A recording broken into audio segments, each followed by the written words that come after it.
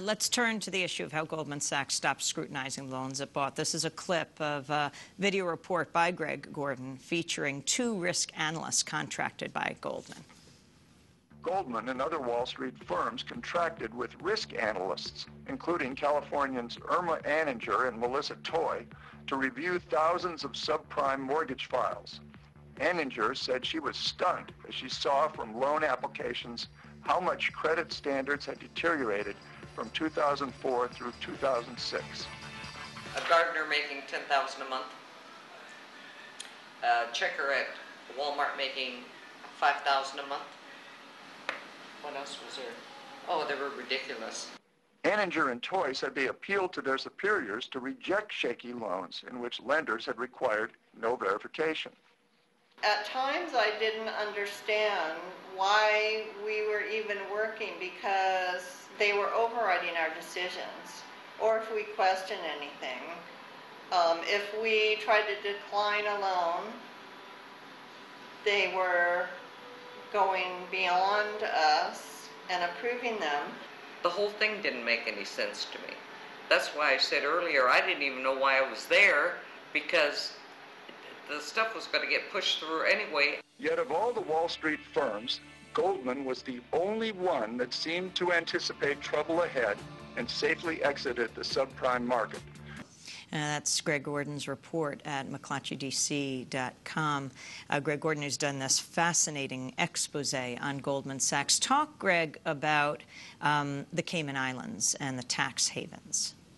The Cayman Islands are sort of a conduit by which Wall Street has been able to sell unregistered versions of these securities in more complex forms. So complex that we could use the rest of your show to try to explain them.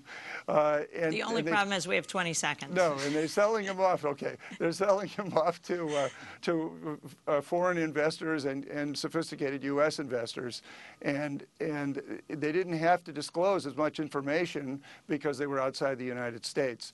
And these securities contain some of the worst stuff, some of the riskiest subprime loans that were very low grade in the pools sold in the United States. When they were sold in the Caymans, suddenly they were rated AAA or investment grade. And finally, the just big question of the connection between Goldman Sachs and the Obama administration, all the people going in and out of government. You know, there's so much smoke there. So far, we haven't seen any fire.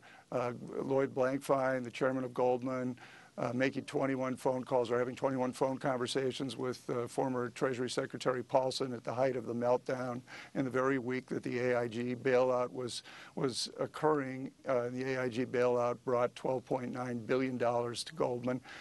But nobody's proved that they were cooking something up to save Goldman. We'll have to see if anything like that comes out. I don't want to prejudge it because, of course, Secretary Paulson did need to speak to the leaders of the big Wall Street firms.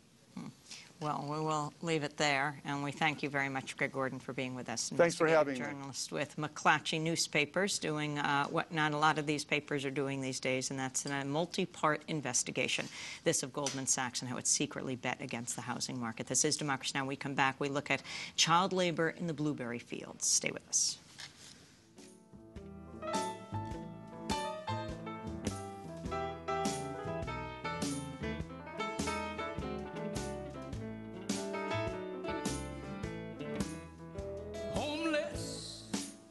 Yes, I'm homeless. I might as well be dead. Oh, yes, I'm hungry and I'm hungry and I might as well be dead. I'm hungry and disgusted. No place to lay my head.